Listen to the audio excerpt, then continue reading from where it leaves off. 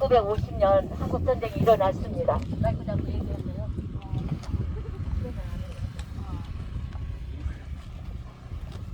1950년 한국전쟁이 일어났어요. 6월 25일 날. 그런데 우리 사산 사건은 49년 6월 9일 날 이덕부라는 무장대 총책이 사살이 되면서 조금 괴멸 상태에 이르죠. 잔여 무장대가 얼마 남지 않아서 이제는 거의 마을을 복구하면서 이제 마을로 돌아가서 각자의 삶을 살아가게 됩니다. 그런데 1950년 한국 전쟁이 일어나면서 이승만 대통령이 수도를 대전으로 옮겼어요. 그 다음에 또 부산으로 옮겼어요. 왜 그랬을까? 북에서 남침을 하면서 계속 내려오니까 그랬죠.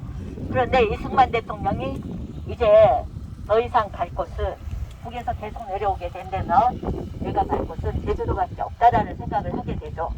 그런데 제주도에서는 사상 때 많은 사람들이 죽었고, 제주도에는 어쩌면 북한군이 내려온다면 그쪽에 협조할 가능성이 있는 사람들이 있을 거야.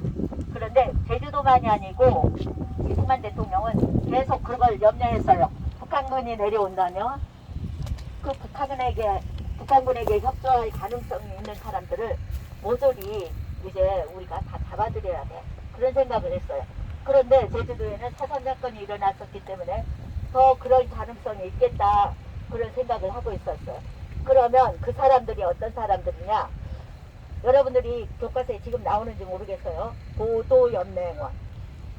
보도연맹원 안 들어봤죠? 좌익 사상을 갖고 있는 사람, 북한 사람들과 같은 생각을 갖고 있는 사람들을 우리는 보호하면서 전향시킨다. 이런 일로 해서 보도연맹원이라고 했습니다. 이 연맹원이라는 단체에 가입을 해라. 그러면 너희들은 우리가 잘 보호하면서 우리 민주주의로 이렇게 전향을 시킬 것이다. 이렇게 해서 이제 한 사람들을 보도연맹원이라고 하는데, 제주도 사람들에게 보도연맹원에 가입하십시오. 젊은 그 우익 쪽을 이렇게 도와주는 사람들이 와서 하면 일반 시민들은 보도연맹원이 뭔지 자세한 내용을 알아듣지 못했어요. 아, 보도연맹원 나 그런 사상 갖고 있지 않아. 나 이거 가입 안 해도 나 걱정 없어요. 그럴 얘기를 할 수 없을 만큼 그냥 와서 보도연맹원에 이거 가입하는 거보다 포토잡 찍읍서 하면 사람들이 모르고 아무나 막 찍었어요. 찍었는데 그게 비밀가 되었죠. 보도연맹원에 가입된 사람들을 모두 이제 다 경찰에서 이렇게 해서 군에 인계를 합니다. 그러면 보도연맹원 중에서도 A, B, C, D 등급을 나눠요. A 등급을 받은 사람은 이 사람은 그냥 괜찮을 거야. 두 번째 B, 이 사람 조금 수상하기는 해. C 등급을 받은 사람은 이 사람은 오면 좀 그쪽으로 가지 않을까? 이 사람 조금 불안해. D 등급에서 만약 내려온다면 그쪽에 합류할 가능성이 굉장히 큰 사람이야. 그러면서 등급을 나눠서 하는데 우리나라 전역에서는 A, B 등급은 전부 거의 줄어서요. C, D 등급만 이제 감옥에 가두고 그랬는데, 제주도에서는 A, B, C, D 등급 다 불러와라. 다 잡아와라 하면서 제주도 전체에 800여 명을 구금을 시킵니다. 그런데요, 그때 제주도에는 경찰서가 4군데 있었어요. 제주시에 제주경찰서, 저쪽 동쪽으로 가는 성산포 경찰서, 또 서귀포 경찰서, 여기 대전에는 대전경찰서. 그래서 4군데가 있었는데, 여기 여러분들이 온 곳은 지금 대정이죠. 대정에서는 어디까지? 안덕, 한림까지. 그래서 대전경찰서에서 관할하게 됩니다. 그러면 ABCD 등급 다 잡아오는데, 거기에 가입된 사람들이 자기도 모르게 가입된 사람이 어떤 사람들이냐? 학교 선생님, 그냥 이런 사무소 그런 데서 일을 보는 공무원들, 그리고 여러분 같은 학생도 있었고 여자도 있었어요. 그러면서 많은 사람들이 체포가 돼요. 그런데 경찰서마다 이 사람들을 다 잡아들여라 하고 조금만 이쪽으로 서자 하는 와중에 성산포 경찰서, 서귀포에서는 정부의 지시를 따라야 돼. 경찰서장이 빨리 잡아와. 구금을 시켜야 된다고 하죠. 어서 가십시오. 예.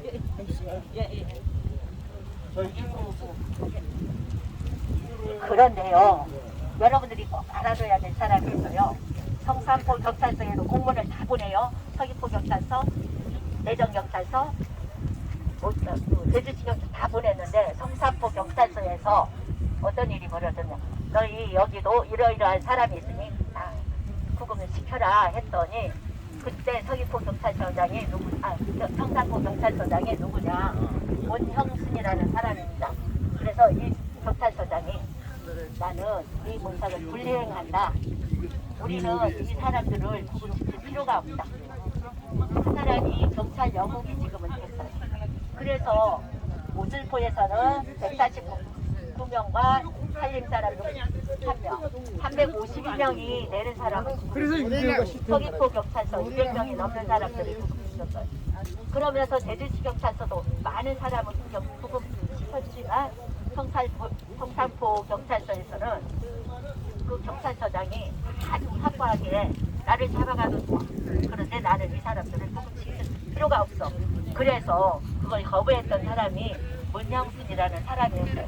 그러면 그 다음 사람들은 어떻게 되느냐? 서귀포는 서귀포에서 사람들을 거기도 창고에 가둬뒀다가 다 동사를 시켜요. 그리고 매정 맨날 고구마를 수매해서 그걸 절간 고구마라고 해서 알코올을 뿜는데 썼던 그런 그 고구마 창고에 구금했던 사람들 이제 학살시킨 장소로 여러분들은 가게 될 겁니다. 그리고 제주시 많은 사람들이 바닷가에 가서 수장이 되었거나 아니면 이제 지금 여러분들이 타고 다니는 비행기가 내리는 활주로, 제주공항 그 활주로에 거기다가 많이 묻혀 있습니다. 그래서 여러분들이 만약 4.3 기념관에 간다면, 4.3공원에 간다면 그 뒤에 생불자 표석이라고 해서 4천여 개의 비석이 있어요. 그곳의 비석은 사람들이 시신을 못 찾은 사람들입니다. 이 예비검속으로 해서 많은 사람들이 죽어서 아무도 모르게 비밀리에 희생을 시켰기 때문에 시신을 찾을 수가 없었어요. 그래서 거기에 비를 세워놔서 우리가 생방불명자 표석이라고 하고 있고요. 그런데 우리가 지금 갈 곳은 여기에서 시신을 다 얻어들인 사람들인데 대정 모슬포 경찰서에 저희 집행하에서 학살된 사람들의 그 학살 장소를 여러분들을 지금 갈 거예요. 그러면 모슬포에서는 어떻게 했을까?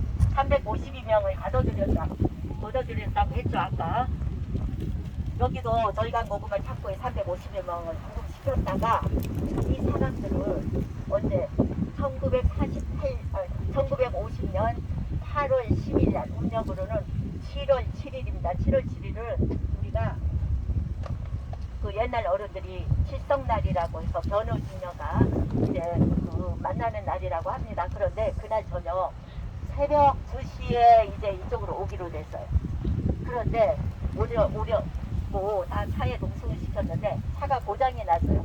그래서 새벽 4시에 오게 됩니다. 그 오는 과정에 이쪽으로 올 때 아무 비밀리에 하나 절대 사람들 눈치채지 못하게 그 구금된 동안은 며칠간 구금이 되어 있을 때는 가족들이 거기다가 밥도 가져가고 옷도 가져가요.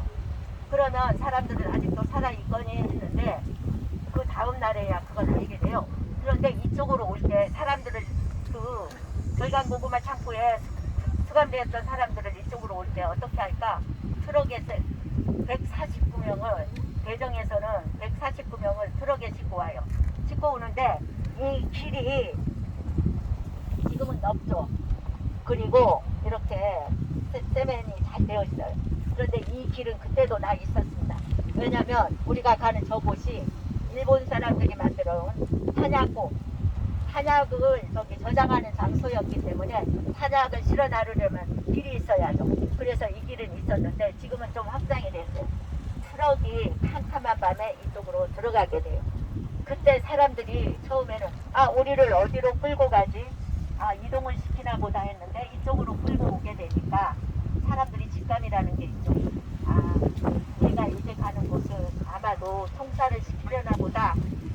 그래서 그 사람들은 이 길을 가면서 여기에다가 고무신도 하나 벗어서 던지고 옷가지도 하나 벗어서 던지고 왜 그랬을까?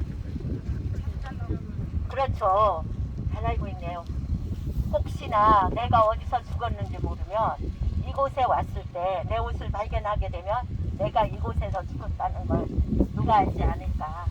그렇게 해서 이 길이 굉장히 어둠의 길로 이제 내 생을 마감하는 길로 이렇게 갔던 길입니다.